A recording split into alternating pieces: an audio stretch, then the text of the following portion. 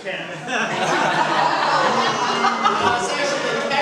we get some competition happening. Okay, so ready for the first set of questions. It's related to shutter speed, and at the start of each section, perhaps there will be some clues. This is taken down at Maiponga Beach, and the picture on the left was taken at a relatively short exposure. You can see the clouds have some definition, and the water has some ripples in it. Whereas on the right was with a very dense neutral density filter, a 10 stop, which results in a couple of minutes exposure. So you can see the clouds trailing, and you can see the water is glazed over. So, with that in mind, we'll start with the first question. What exposure do you think that was taken in? The location was at Dettifoss, a very powerful waterfall in Iceland, and I'm all about safety. That's just trick photography. No, just kidding. That rock ledge was actually sloping backward. If it was any other way, I wouldn't be anywhere near that, because it's very powerful, potentially very dangerous. Marianne was kind enough to snap this shot without me looking, so I'll give you 30 seconds to discuss what you think the shutter speed is. Okay, the next image is of another waterfall in Iceland, Godafoss. This was taken on our 2010 trip. Now this was another example of accessibility. In 2009 it was very difficult to get over to this waterfall because it was iced over and the wind was blowing directly downstream into our face. So any kind of very short exposure was okay, but anything longer would have been difficult. Whereas in 2010 we had some clear skies as well as the wind blowing directly upstream, so it allowed us latitude to do anything we wanted. So how long was this exposure? Sorry? Oh, what time of year? This was taken towards the end of the Icelandic summer. And sorry, what was the place again? Godafoss. Godafoss. It's in the northern part of Iceland. Oh, I really want to...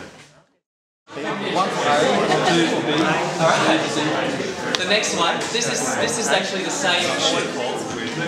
This is the same waterfall taken from the other side as the first image. So you have to, it wasn't a bridge, you have to drive a fair way around.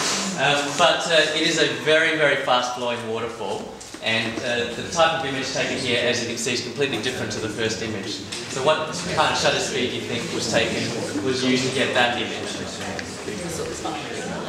This image was taken at Petrol Cove, and it has particularly poignant memories for me because it was the morning I lost my 5D Mark III to one of these waves and it's still being repaired. So, but anyway, what you can see here, this was taken just after dawn, and the seas were moderate, not really rough, and because they were particularly rough and it wasn't raining, I foolishly did have my rain jacket on, and one of them finally decided to go up and down into the camera.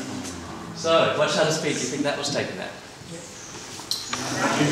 Okay, so with regard to shutter speeds for landscape photography, and in particular, I've got a tendency to like to go down to the sea and take seascapes, so a lot of this will be with reference to particularly waterscapes. So I've arbitrarily divided up the exposures into various lengths. What I consider to be very long exposures would be exposures, say, in excess of 30 seconds. And what you can achieve from this is that you can get that kind of smooth looking seascape where everything is smoothed out, but unfortunately as a result of that you don't get any texture in the waves, you don't get any kind of dynamic motion. It can look very surreal, but it looks very different to what the actual scene is. If you've got a long enough exposure during the day as well and the clouds are moving towards you, you get a lovely zoom effect from the clouds heading over you if you've got a long enough exposure for it. At night, if you're shooting traffic for a very long exposure, you get a composite of all the cars going by, giving brilliant light trail results. And if you leave your exposure on for sometimes up to an hour, you can get star trails as well. If you're in an area that allows the stars to be seen with enough foreground to be lit as well. But the caveats with using very long exposure photography techniques is that no matter what your ISO is, the longer exposure, you're going to result in some degree of long exposure noise. And if your sensor starts to heat up too much, you might start getting some hot spots as well, and which may need to be corrected in post-processing as well. And one thing I would recommend is that most cameras these days have long exposure noise reduction, and it's often set to on automatically. And the frustrating thing is if you're doing this out in the field, you haven't realised it's on. If you take a 20-minute exposure, you've got to wait 20 minutes until the next shot. So I'd actually wait, I'd turn it off, because a lot of the noise reduction you can do in post-processing, and it's probably at least as effective as what the camera can do. The other problem is, unless you're a very good mathematician, Calculating exposure correctly is difficult on the fly. The other option is to have a chart. A lot of people do carry a chart around. But I often take very long exposures. So if I take a shot at half a second, I've got a 10 stop ND filter on. I start the exposure going and I go, well, it's half, 1, 2, 4, 8, 16, 32, and eventually I get to my correct number that I estimate what the exposure is. But if you don't like doing that, then there are charts available where you can kind of predict what the exposure is for a given aperture and ISO. And the other caveat I find is that, we do it a lot, is that when something is looking a little bit, non-inspiring, the tendency would be just to say, well, I'll chuck an ND filter on and see what happens. And sometimes you get great results, but I think you get much better results if you have an idea for a scene. Well, look, I think I want a smooth seascape here, so I've got the intention of shooting this with the water turning out smooth, rather than just, I'm going to try it and see what happens. Okay. In terms of technicalities, there are various ways you can achieve this long exposure, and one of them is to use ND filters. Do most people here use them at all, or? Okay. They're basically of varying strengths, ranging from 1 stop right up to 10 stop, where it's like looking through welding glass. And if you can imagine trying to compose a picture looking through welding glass, you really can't see much unless it's extremely bright.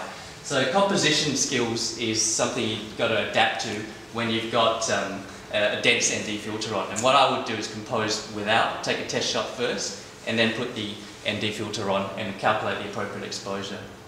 If you happen to be shooting very long exposures pre-dawn or post-dusk, you may not need an ND filter because there's not much available light anyway. And so you can basically get your long exposure from having your ISO as low as possible or having a small aperture, so f16, f22 and so forth.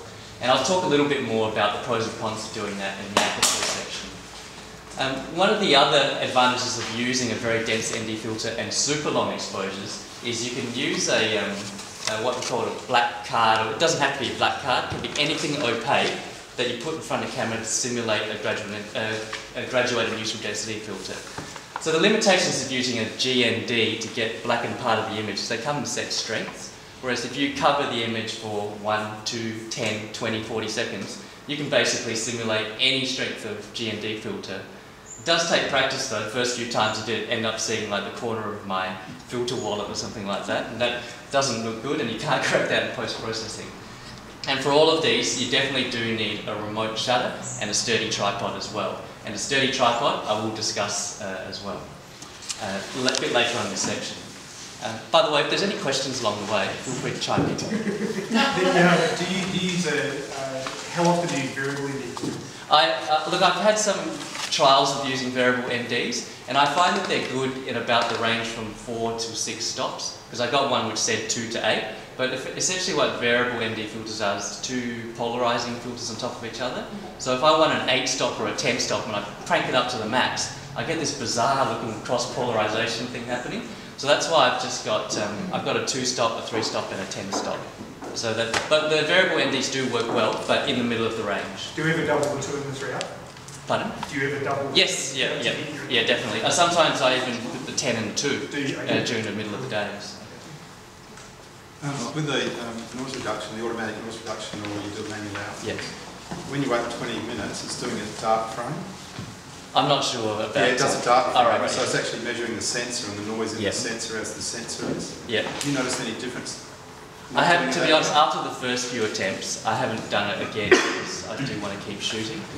So I don't feel as though I can answer that question with any degree of confidence. Yeah, because I'm a bit of an astrophotographer and we always take dark fields first to calibrate it. Or the dark field is what you take away from your image because that shows up all the hot spots. Yeah. And another way you can do that is also through stacking star images to get your trails and so forth. And one of those you take a picture with the lens cap on essentially. So it kind of simulates the same thing. You could use that and subtract it from your image really. I bought some cheap filters initially. Yep. Just don't do it. Your image would be completely red. Yeah, you get a funny cast as well. If you actually, by the way, some people have tried using welding glass, and it turns out looking this funny green colour, I think. So you can correct it, but it just puts an extra step in post-processing. Alright, so in terms of long exposures, we'll arbitrarily say that's anything up to 30 seconds. And what you can do with these is you can get smooth water but still retain some motion in it. And the so-called star freeze images are those images you can see of Milky Ways where the stars appear still. So that's a specific kind of genre of photography these days, especially with the digital SLRs with improving high ISO performance. The caveats here is that, once again, small difference in exposures count. So whether or not you choose a 1, 2 or a 4 second exposure, it really depends on what the water's doing at the time. And particularly for star freeze images, if you happen to choose an exposure that's say 30 seconds and your focal length is slightly longer than a very wide, then you get some motion of the stars. So there are actually equations to work out what the maximum shutter speed is you can get for a given focal length before you start to get star movement. But I won't talk about that because that's getting a little bit too technical. Also, there are some limitations of your camera ISO, which I'll talk about in the camera ISO section. And the only additional technicality I'd like to add here is that I'm often doing this at live view, so I can have a look at my composition while I'm doing this. But if you're doing this in kind of moist environments or cold environments, after a while it starts to fog up and then all your images start looking foggy. So that's a disadvantage of using live view. In terms of intermediate exposures, that's kind of less than a second I'm talking about, but not a very fast shutter speed. And I find this good for getting those images where you get a splash and then a bit of a trail afterward.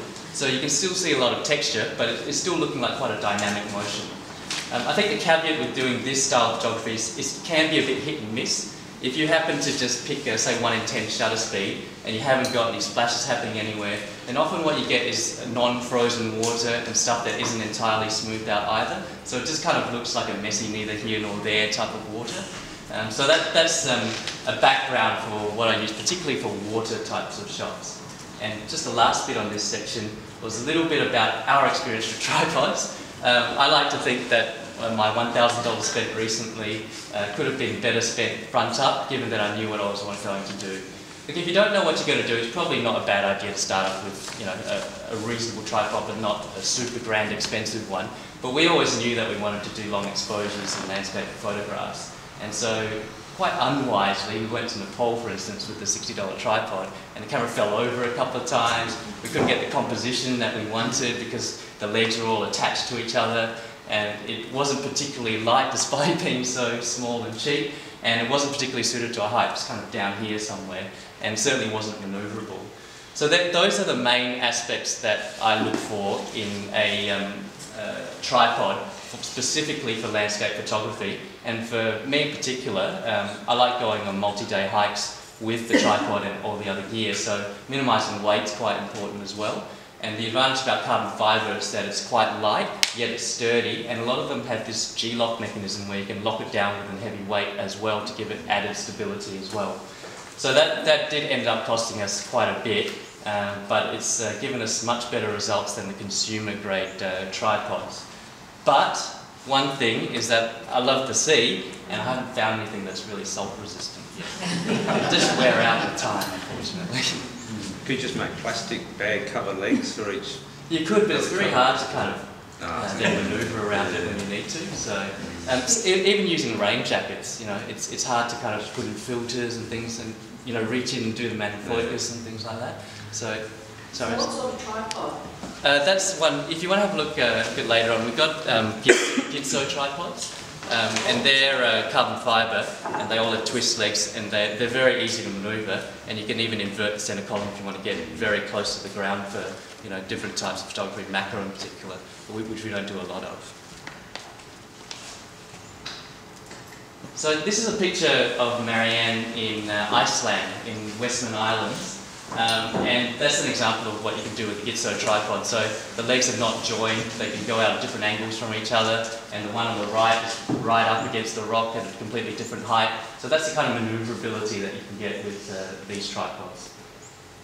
So, what I might do now, I'll go back to the questions and see how you went. I think the clue to this one is I'm in the picture and I'm not a statue, so it can't be a particularly long exposure. It was actually 1 second, that exposure. This one? This one was taken by Marianne, and it was taken with the black card technique. So a very long exposure with a 10-stop ND filter on. She held the card over the top of the image for a certain amount of time, gradually lifted it off.